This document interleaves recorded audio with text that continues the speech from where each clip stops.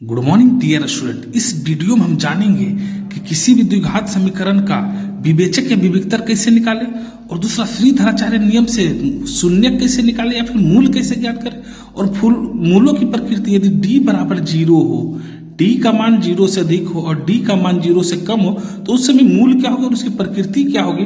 और यदि कोई मूल दिया हुआ है, मान लिया यदि दे दिया कि इस द्विघात समीकरण का मूल 2 है तो उसका शून्यक है कि नहीं है, ये जांचने के लिए तो प्यारे बच्चों यदि वीडियो में पहली बार है तो प्लीज चैनल को सब्सक्राइब जरूर करें। हमें मेहनत का फल हम आपसे यही मांगते हैं। तो सबसे पहले देखिएगा द्विघात समीकरण है मेरा 3x² माइनस 13x प्लस 10 बराबर 0। इसका विविक्तर भी ज्ञात करेंगे, ये भी ऑब्जेक्टिव प्रश्न है, बहुत ही इंपॉर्टेंट है ना। तो सबसे पहले देखिएगा ये मेरा समीकरण सॉल्यूशन उसका लिखिएगा, सॉल्यूशन बराबर 3x² पर माइनस 13x प्लस 10 बराबर 0। तो यहाँ a का गुणक x का गुणक मेरा क्या है 3, तो यहाँ 3, b बराबर मेरा क्या है -13, तो -13 लिखेंगे और c बराबर 10। अब विवेचक या विविक्तर का सूत्र जो होता है वो क्या होता है d बराबर b² माइनस 4ac। b का मान मेरा कितना है प्यारे बच्चों, तो -13, तो यहाँ -13 माइनस 4 इंटू a का मान मेरा कितना है 3, तो यहाँ 3 लिखेंगे और c का मान 10। तब देखिएगा 13 गुने 13 169 माइनस 4 दिया है 12 दहिया 120 बराबर मेरा ये क्या हो गया 49। डी का मान मेरा क्या आ गया 49। ये मेरा हो गया विवेचक या विविक्तर, एक आंसर मेरा आ गया प्यारे बच्चों। अब इसी में देखिएगा प्यारे बच्चों कि श्रीधराचार्य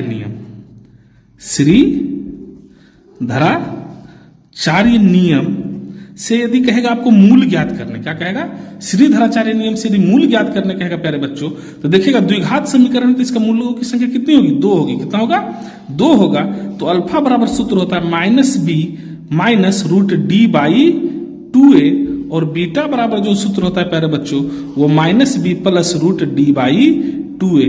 विवेचक या विवेक्तर को ही d कहा जाता है, जिसको इंग्लिश में हम लोग कहिए तो डिस्क्रिमिनेंट भी कहते हैं। तब देखिएगा b का मान मेरा कितना है प्यारे बच्चों -13, तो यहाँ क्या लिखेंगे -13 और बाहर में मेरा माइनस है तो माइनस लगा देंगे माइनस √d का मान मेरा कितना 49/2 है, तो 2 इंटू a का मान मेरा कितना हो गया, तो a का मान मेरा कितना है प्यारे बच्चों 3, तो यहाँ लिखेंगे 3, ये अल्फा हो गया, कोमा बीटा बराबर सेम वही रहेगा -13 प्लस d का मान मेरा कितना हो गया प्यारे बच्चों 49, तो 49/2 इंटू a तो 2/3, तो अल्फा बराबर माइनस गुने माइनस क्या होता है प्यारे बच्चों प्लस, और यहाँ 49 का वर्गमूल कितना हो जाएगा 7/3 दूनी 6, फिर बीटा माइनस गुने माइनस प्लस 13, ये प्लस 7/6।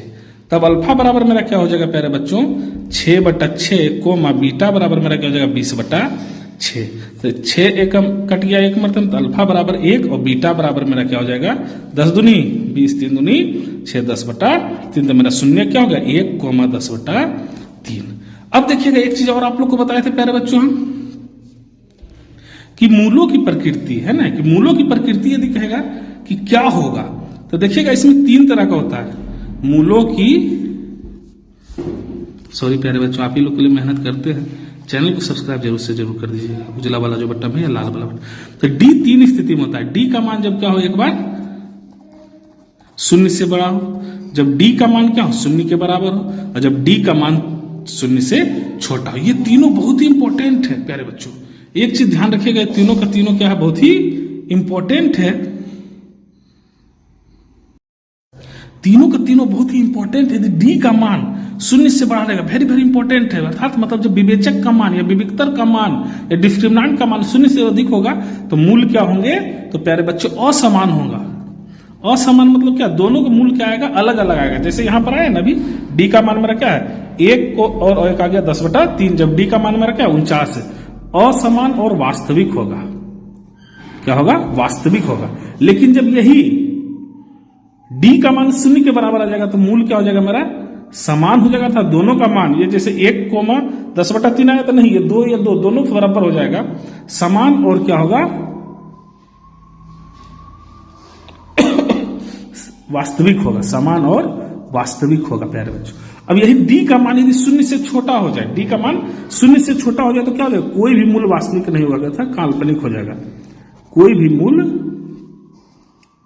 वास्तविक नहीं होगा, अर्थात काल्पनिक होगा प्यारे बच्चों। ये चीज आप समझ गए। इन तीनों में एकदम गारंटी है, याद रखिएगा प्यारे बच्चों कि 100% एकदम आना ही आना, इसमें कोई काट नहीं है।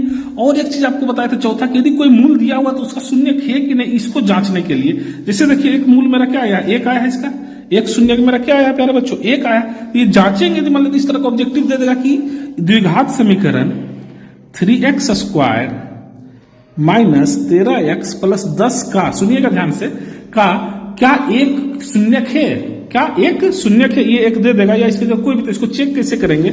ये px बराबर हो गया, तो px बराबर है तो यहाँ p1 बराबर कर देंगे, 3x जो संख्या दिए रहेगा उसके जगह x के जगह पुट कर देंगे, माइनस 13 गुने 1 प्लस 10, तो 3 एकम 3 माइनस 13 एकम 13 प्लस 10, ये 3 माइनस 13 प्लस 10। अब देखिए ये दोनों प्लस में है तो 10 3 13 माइनस 13 बराबर 0 अंश। अर्थात यदि शून्य आ जाएगा प्यारे बच्चों, कोई भी को संख्या को वहां पर रखने पर यदि शून्य आ जाए तो उसका शून्यक होगा, यदि शून्य नहीं आए तो शून्यक नहीं होगा। ये भी बहुत इंपॉर्टेंट है ऑब्जेक्टिव की दृष्टि से प्यारे बच्चों। ये भी मूलों की प्रकृति वाला 100% आएगा ही आएगा, और ये विवेचक ज्ञात करने कह देगा या विविक्तर निकालने कह देगा, और श्रीधराचार्य नियम से 2 नंबर में दे सकता है, विवेचक या विविक्तर 1 नंबर। तो गारंटी है कि यदि आप पूरे वीडियो को देखेंगे तो 3 से 5 नंबर का ऐसे क्वेश्चन आएगा ही आएगा, डिजिट सिर्फ अलग कर देगा। तो प्यारे बच्चों चैनल पे अभी भी तो प्लीज प्यारे बच्चों चैनल को सब्सक्राइब जरूर से जरूर करें। धन्यवाद।